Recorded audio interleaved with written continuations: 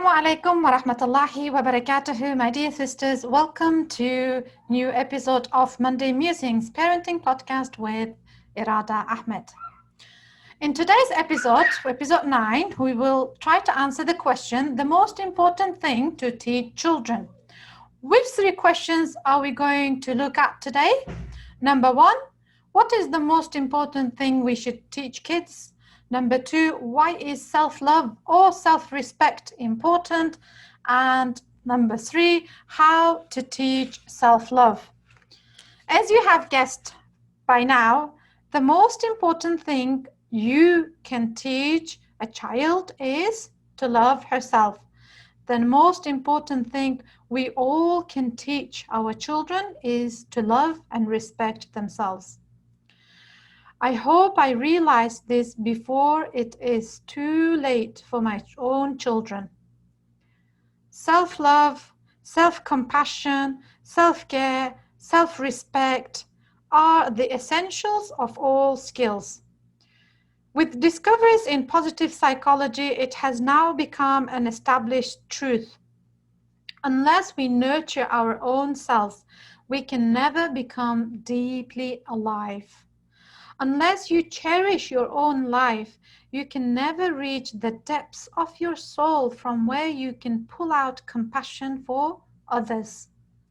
However, self-love or self-respect is not a lesson to be learned in a classroom.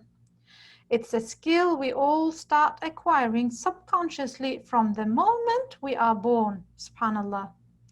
Where and how do we learn self-respect or self-love?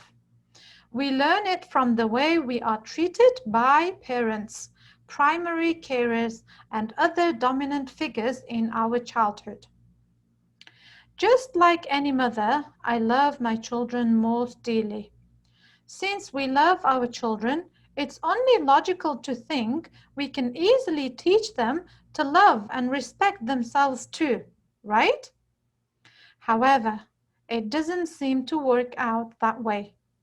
Why is it we find it difficult to communicate our love to our children in a language that makes sense to them? Why is it so difficult to teach self-respect, self-nurturance, self-love? Part of the reason is we try to raise our children the way we were once raised ourselves. Like it or not, we banked a lot of attitudes and reactions in our subconscious mind as a child. And once we become a parent, we pull out each reaction to be used in different situations. We know we shouldn't shout. We know we shouldn't scream, yell, spank in certain situations. And yet our mind can't help it. We just can't help it, can we? Because the mind only recycles what it is familiar with. I now have the most loving relationship with my father. He is really my rock, alhamdulillah. He is my source of motivation. He's the one who really pushes me to always cross the boundaries and go out into the unknown territories to try new things. Alhamdulillah. May Allah give him long life. But things were not the same when I was growing up. He was very strict and impatient with his children. I used to write a diary, and I remember from the age of 8, there always used to be something about my father in my diary. Something about what he did or what he said and how upset and angry I became. I remember writing, "One day when I grow up and if I have children, I will never make them do X, Y, and Z. I will not say this or that to my child." And guess what happened when that one day and if I have children arrived? Lo and behold, yes, you probably guessed it right. I was the exact replica of my father. Sometimes we can't help a child to love herself unless we go through the painful journeys of soul-searching and self-exploration ourselves.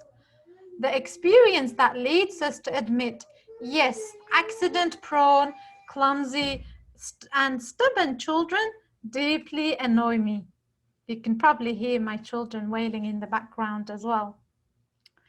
But now that I have these children, can I be a grown-up adult who overlooks their childlike behavior and see how lovely they are, and let them know it too? And yet, it's difficult because unless we are deep thinkers, we operate from our subconscious mind, not our conscious mind. As much as we love our children, we often have difficulty communicating this. We don't have time to differentiate between being bad and being a small child. Surely, as a mother, you are bound to encounter many moments of frustration. However, the words that come out of your mouth in those moments make all the difference in the world.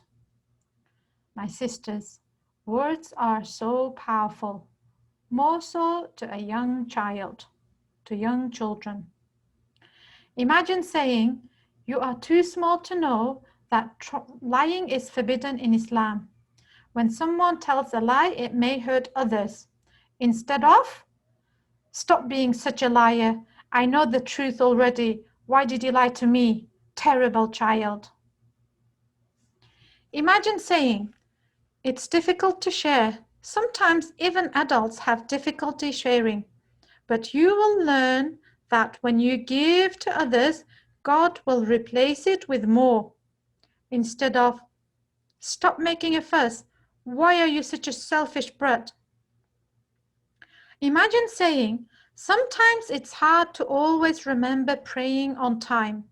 You are young and I'm here to remind you, even if you get bored with my reminders." Instead of, "Why do I always have to remind you to pray on time? You are old enough to pray without being told, without being asked. If you can't even pray your salah on time, what is the point of your fasting?"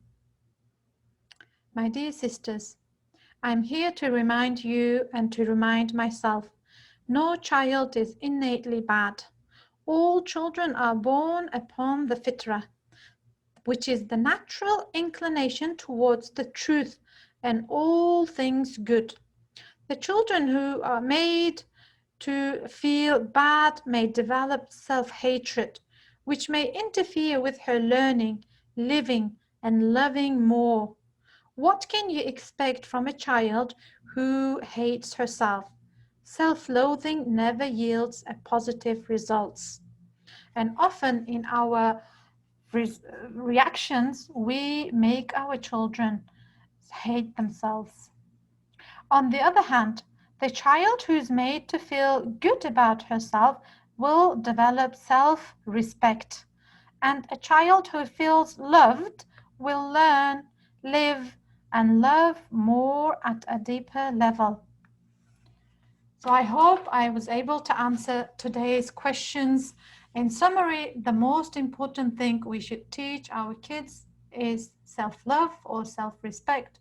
It is very important because unless children have that skill of self-loving and self-respecting, they can never live, love, learn at a deeper level. They can never be deeply alive.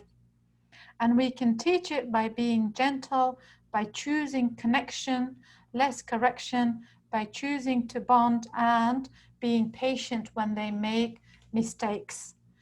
I would also recommend to check out the podcast on reaction versus respond, as a lot of what we have discussed also links back to respond. So when we choose to respond, we are actually teaching our children self-respect and self-love. So go and check out that podcast on reaction versus respond. Jazakumullah khair for tuning in to today's podcast. And I have one exciting news to share with our audience today.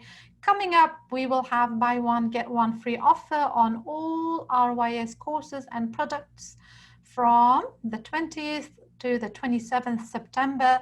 Stay tuned. Keep checking the news on our social media as well as the website. Inshallah, I hope you will join us in one of our courses, inshallah. Assalamu alaikum wa rahmatullahi wa barakatuh.